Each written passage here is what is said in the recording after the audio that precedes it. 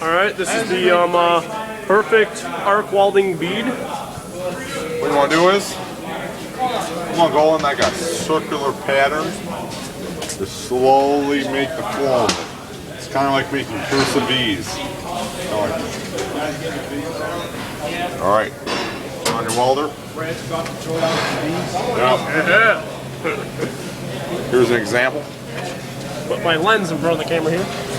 Just want to strike it, you know, get the electrode warmed up. And here we'll start welding. See? Another bad example, what people really make mistakes is they have the electrode, it sticks a lot, so they go, you got to keep it moving.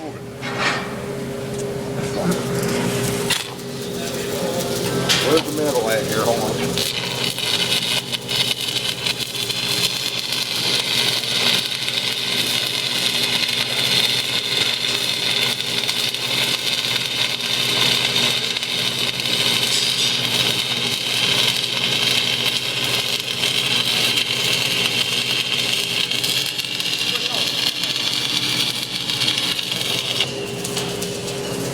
Beat for you. Not Too bad. You want to throw your mask down so I can show them the correct safety equipment here? The mask. Look at that.